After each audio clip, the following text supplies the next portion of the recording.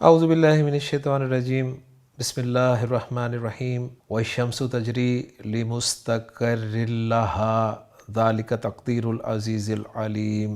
صدق اللہ العظیم۔ رب اشرح لی صدری ویسر لی امری واحلل عقدۃ من لسانی یفقہوا قولی۔ رب یسر ولا تعسر وتمم بالخیر، آمین یا رب العالمین۔ آج کے لیکچر میں ہم انشاءاللہ تعالیٰ سورہ یاسین کی آیت نمبر 38 کو گرامیٹیکلی انالائز کرنے کی کوشش کر رہے ہیں۔ آیت میں وقف کی ایک علامت نظر آ رہی ہے، لہٰذا اس آیت کے ہم دو حصے بنا لیں گے۔ پہلے حصے کے الفاظ پہ بات کرتے ہیں۔ پہلے حصے میں پہلا لفظ واو ہے جو کہ حرف ہے الشمس، معرفہ واحد مؤنث مرفوع اسم ہے، معروف اسم ہے، سورج اس کے معنی ہوتے ہیں۔ تجری فعل ہے، فعل مضارع معروف واحد مؤنث غائب کا صیغہ ہے۔ جیم را یا حروف مادہ ہیں، باب ضرب یضرب سے استعمال ہوتا ہے۔ جرا یا یجریو تبدیلی کے بعد جرا یجری جس کے معنی بہنا کے، جاری ہونا کے یا چلنے کے ہوتے ہیں، اور یہ فعل مضارع گردان کے ان صیغوں میں سے ایک ہے جس کا فاعل ظاہر بھی ہو سکتا ہے اور ضمیر بھی ہو سکتا ہے۔ اگلا لفظ لام ہے جو کہ حرف ہے لام جارہ ہے، جس کے بعد مستقر۔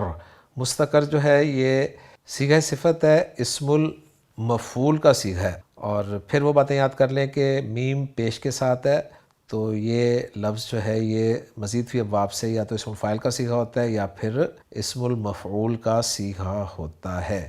قاف را را حروف مادہ باب استفعال، استقرر یستقرر تبدیلی کے بعد استقر یستقر استقرارن، معنی ہوتے ہیں قرار پکڑنا۔ پھر مستقر جو ہے اسم الفاعل کا صیغہ بنے گا، قرار پکڑنے والا، ٹھہرنے والا، اور مستقر جو ہے اسم المفعول کا صیغہ بنے گا۔ اور یہ بات بھی ہم جانتے ہیں کہ مزید فی ابواب سے جو اسم المفعول کا صیغہ ہوتا ہے وہ اسم الظرف کے طور پہ بھی استعمال ہوتا ہے اور مصدر کے معنی میں بھی استعمال ہوتا ہے۔ تو مستقر جو ہے ظرف کے طور پہ یہاں استعمال ہوا ہے، ٹھہرنے کی جگہ اس کے معنی ہم کر سکتے ہیں۔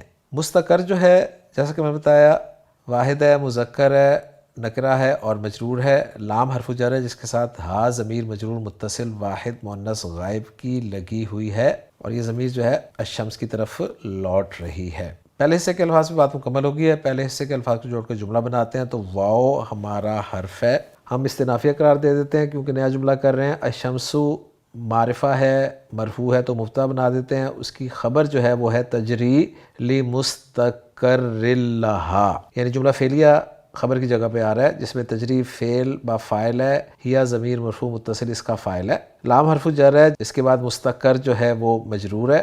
جار مجرور جو ہے یہ متعلق ہو جائے گا تجری فعل کے، اس کے بعد لہا جار مجرور ہے اور یہ جار مجرور جو ہے یہ متعلق ہو جائے گا مستقر کے، کیونکہ مستقر صیغہ صفت ہے اور ہم جانتے ہیں کہ جار مجرور جن چیزوں کے متعلق ہوتا ہے ان میں ایک صیغہ صفت اسم المفعول بھی ہوتا ہے۔ یوں تجری فعل اپنے فاعل اور اپنے متعلق سے مل کر جملہ فعلیہ ہو کر محلاً مرفوع خبر بن جائے گا الشمس مبتدا کے لیے، اور الشمس مبتدا اپنی خبر سے مل کر جملہ اسمیہ بن جائے گا۔ اس کے بعد جو دوسرا حصہ ہے اس میں پہلا لفظ جو ہے وہ ہے ذالکہ، جو کہ اسم و اشارہ واحد مذکر بعید کے لیے استعمال ہوتا ہے، اور اس کے بعد تقدیر کا لفظ ہے جو کہ باب تفعیل سے مصدر ہے، قدر یقدر تقدیر، اندازہ لگانا اس کے معنی ہوتے ہیں۔ اور اس کے بعد العزیز لفظ ہے، بالادست اس کے معنی کیے جاتے ہیں، اللہ کا یہ ایک صفاتی نام ہے۔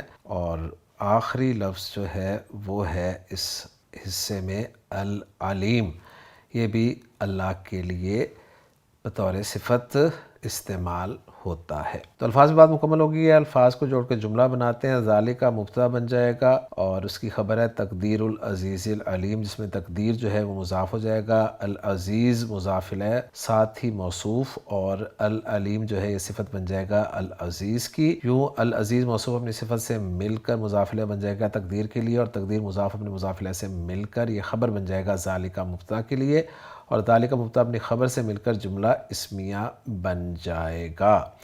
تو الحمدللہ جی ہماری ورکنگ مکمل ہو گئی ہے۔ محمود صافی صاحب کی ورکنگ کے ساتھ اس کو میچ بھی کر لیتے ہیں، اور اب ہم آخر میں اس آیت کا ترجمہ دیکھتے ہیں۔ عبدالسلام صاحب نے اس آیت کا ترجمہ کیا کیا ہے؟ وَالشَّمْسُ تَجْرِي لِمُسْتَقَرٍّ لَهَا، اور سورج اپنے ایک ٹھکانے کے لیے چل رہا ہے۔ ذَلِكَ تَقْدِيرُ الْعَزِيزِ الْعَلِيمِ، یہ اس سب پر غالب، سب کچھ جاننے والے کا اندازہ ہے۔ تو الحمدللہ جی آج کے لیکچر میں سورہ یاسین کی آیت نمبر 38 بھی ہماری گرامیٹیکلی انالائز ہو گئی ہے۔